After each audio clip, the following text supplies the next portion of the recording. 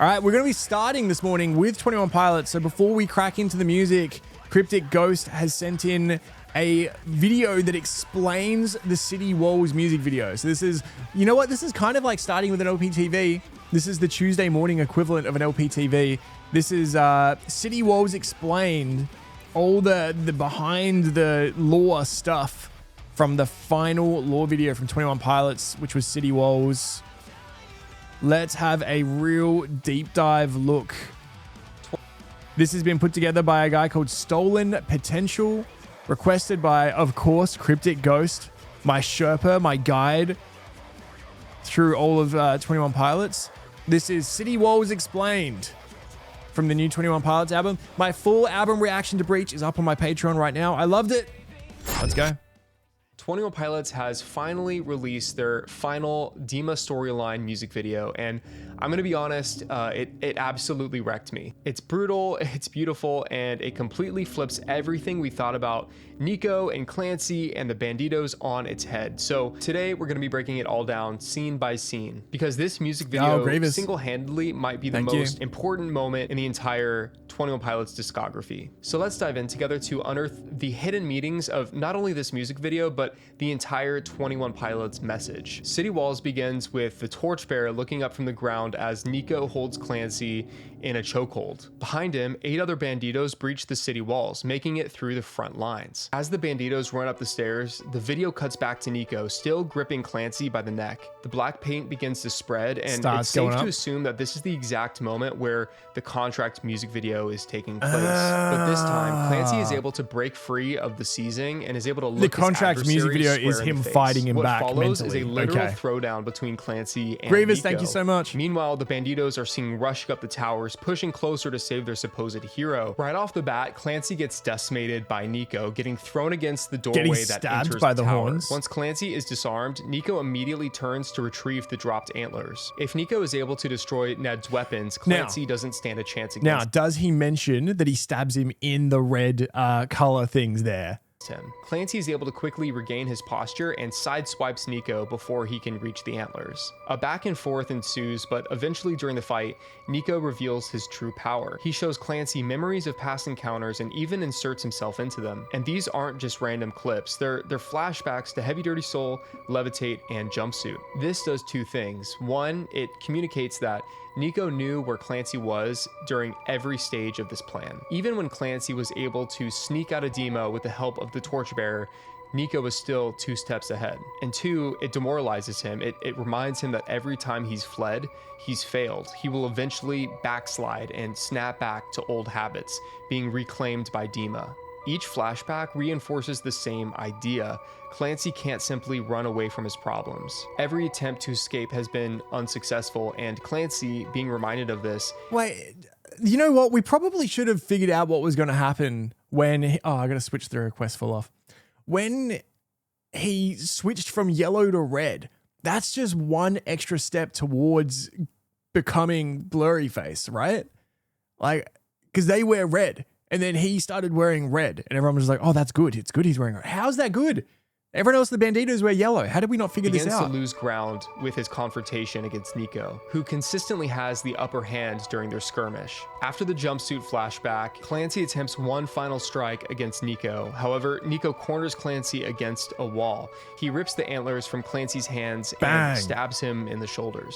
As Clancy collapses to the floor, Nico is seen walking to the window where he snaps Clancy's only weapons, the antlers, in half. This is a devastating moment, to be sure, but in this period of defeat, Clancy realizes that he can't simply run away from his problems anymore. However, with his only weapon, creativity, destroyed, he seems out of options. So the antlers are creativity. Okay.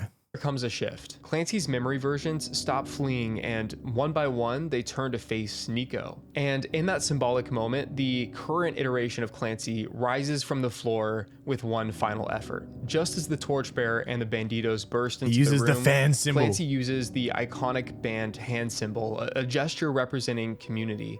In the background, Tyler sings "Entertain My Faith" from Holding On To You. This is one of the most important moments and messages within the entire 21 Pilots discography and lore. Clancy, backed not by his creativity, but by the strength of others, finally is able to defeat Nico.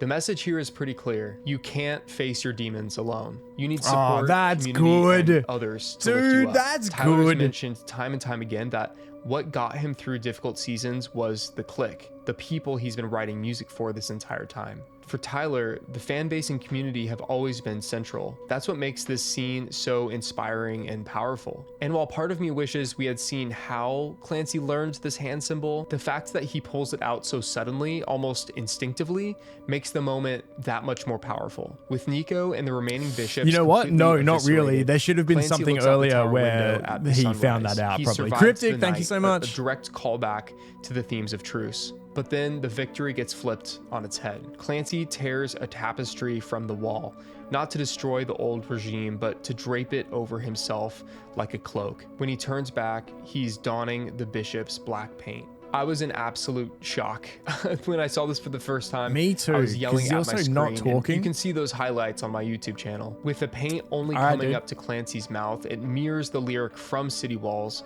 My smile wraps around my head, splitting it in two. As well as Goner, I've got two faces.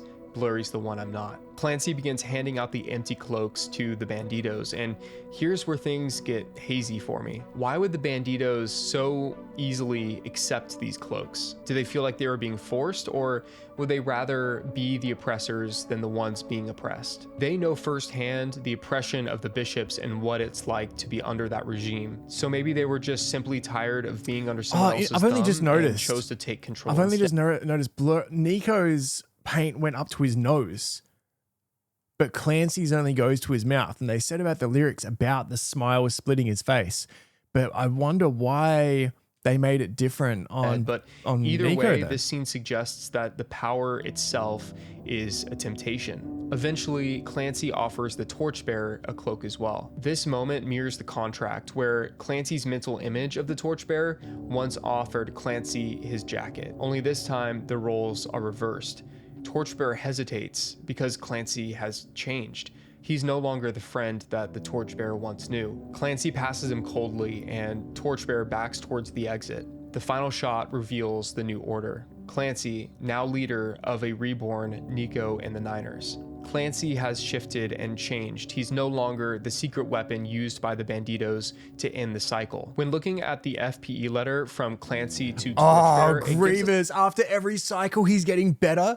So it's slightly less each time. That's sick. It's a little hint and clue 'Cause you get better every why time. Clancy decided to pick up this new mantle, the mantle of Nico and Blurryface. He says that the crown is heavy and can show the citizens a example of absolute power. So in this moment, I think Clancy is tempted by control, controlled by temptation. He is genuinely going to try to do better than the previous bishops before him. Okay. But I think ultimately with time, that temptation of control will overtake his former self, and thus that's will not- inspire a new Come on Clancy now, down that's the not line fair. to escape Dima. Every and generation rise to gets it a power. little bit Now, better. Clancy becoming Nico actually mirrors the real-life Nicholas Bourbaki scientific group. As you all know, this is a group whose members you all know, rotated in and out across hell is this? eras.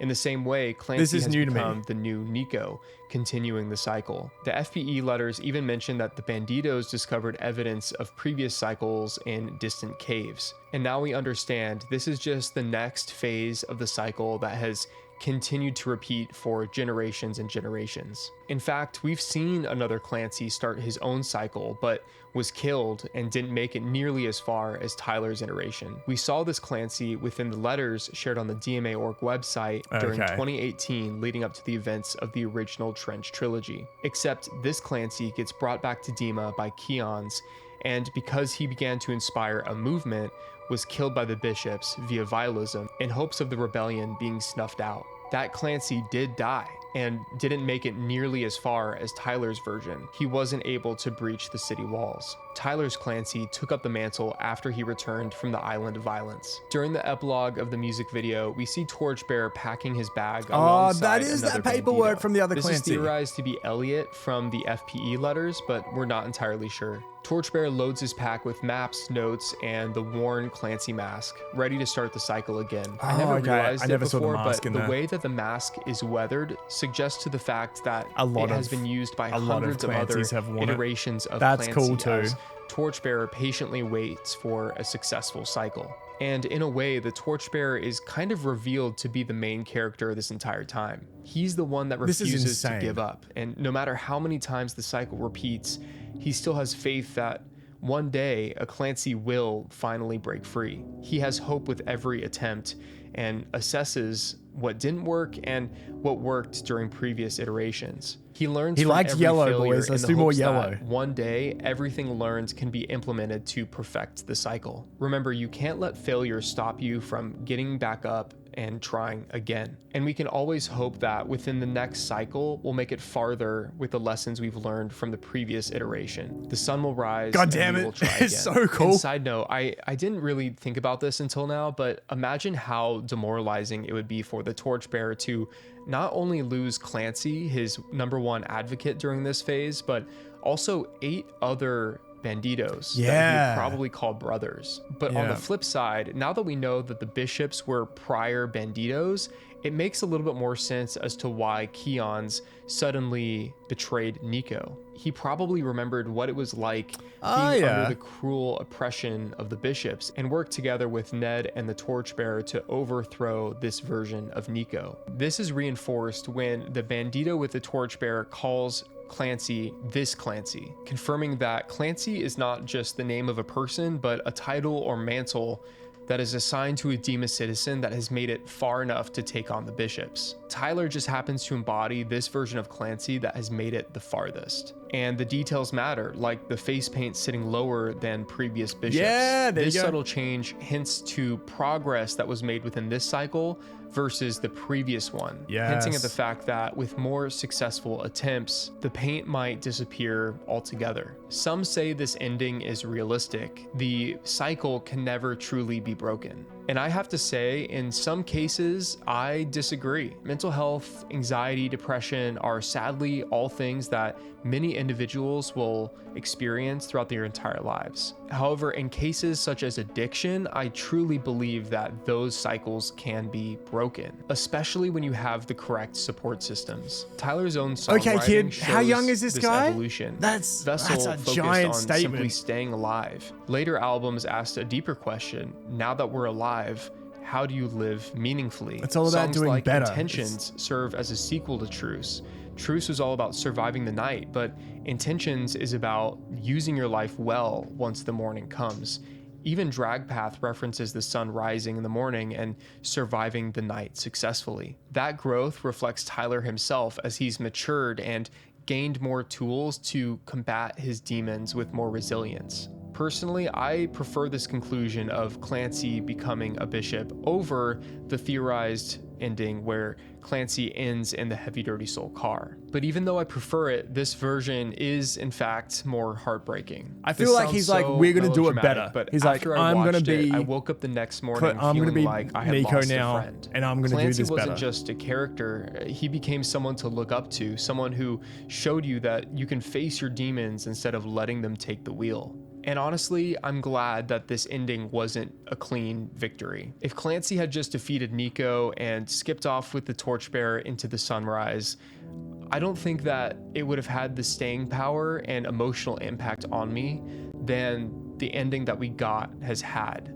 Instead, we got an ending that forces us to wrestle with its meaning, to sit with its heartbreak, and to reflect on the cycles in our own lives. And remember, to think is to be alive. So those are my thoughts on the City Walls music video and the conclusion to the lore. Usually I post an explained video the day after the music video releases, but I genuinely had to sit with this one over the weekend and think through what Tyler and Josh and Mark and Brandon were trying to communicate. I'll be posting a lyrical analysis to the song in the future, but I really just wanted to take the time to dissect the visuals of this music video alone. What do you think about City Walls, and what do you think about Breach as a body of work? And have you listened to Dragpath? Because I genuinely believe that this is album closer material. It's such a phenomenal song. I still maintain that they should have made City Walls the second to last and song the record on and the album. the CDs, but genuinely, I think it might be my favorite album closer they've ever done. Thank you so much for watching. Remember to call somebody today, whether that's a friend or family member. You may be saving their life. This is Jake with Stolen Potential, and I will see you when I see you. All right, dude. Now, I really liked his explanation of all of the real deep lore stuff. Like, he's very knowledgeable on it. So I think that's fantastic to hear how that all works and the real in-depth, like someone from the clique, the fan base, explaining all of the depth of it.